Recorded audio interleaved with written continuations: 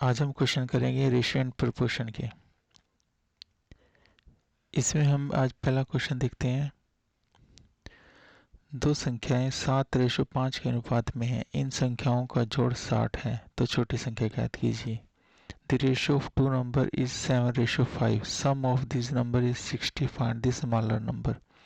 इस क्वेश्चन को करने के लिए हम क्या करेंगे, जो नंबर की रेशियो है वो 7:5 है और उनका जो सम है, जो जोड़ है उनका, वो दिया हुआ है 60। इसकी शॉर्टकट ट्रिक क्या है, हम क्या करेंगे 60 और डिवाइड में वो लिखेंगे जो हमें दिया हुआ है, इन दोनों का जोड़।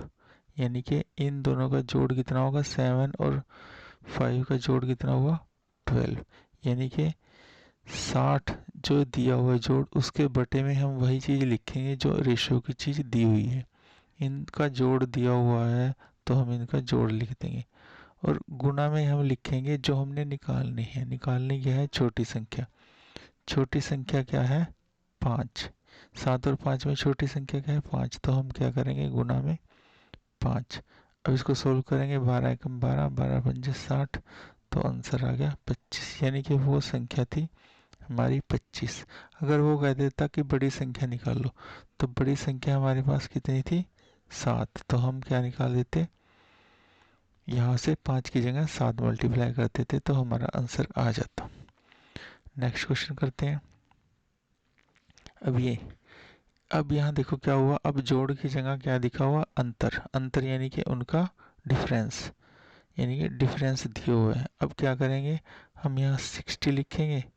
60 बटे में इन दोनों का डिफरेंस कितना है, 3 और 5 का डिफरेंस कितना है 2, उसको बटे में लिख देंगे। गुना में इन संख्याओं, यानी इन संख्याओं को ज्ञात करना है। पहले हम क्या करेंगे, यहाँ पर 3 से गुना कर देंगे, इसको काटेंगे 30, यानी कि एक संख्या आ गई हमारे पास 90।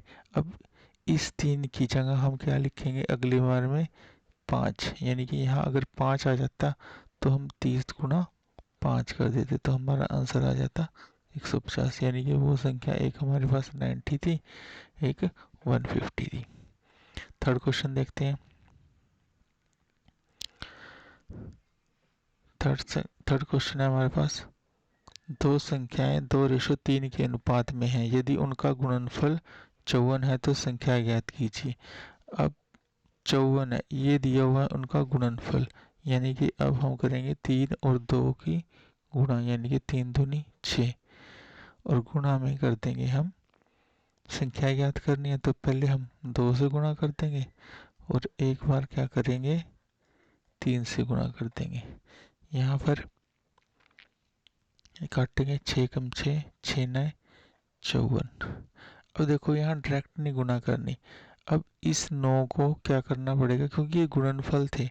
गुणनफल को हम सोल्व करने के लिए हम इसका रूट करेंगे 9 का। 9 का रूट कितना आएगा 3। इस 3 को गुना करेंगे 2 से, 3 गुना 2 यानी कि 6, आंसर आ गया। इसी तरह यहाँ करेंगे 6 कम 6, 6 9 54। अब इस 9 को गुना नहीं करेंगे, हम 9 का रूट करेंगे। 9 का रूट 3 आ गया तो 3 को 3 से गुना करेंगे, 9 आंसर आ गया हमारा। देखो इसको रूट क्यों किया, क्योंकि जो हमारे ट्रेडिशनल मेथड था वो हम कैसे करते थे, 2:3 में हम क्या करते थे, 2x ले लिया हमने एक संख्या और एक संख्या 3x। जब इनको गुना करेंगे तो 6x² आ जाएगा। 6x² बराबर 54 के बराबर है। अब यहाँ से x² की वैल्यू क्या आ गई थी 54 बटे 6। अब इस स्केयर को हटाने के लिए हम क्या करेंगे, इस स्केयर को हटाने के लिए यहाँ पर रूट करना पड़ता था, यानी कि 54 बटे 6 का रूट करेंगे तो 6 कम 6, 6 9 54, यानी कि x की वैल्यू हमारी आ जाती थी √9 यानी कि 3। तो इसलिए हम इसका यूज़ करते थे।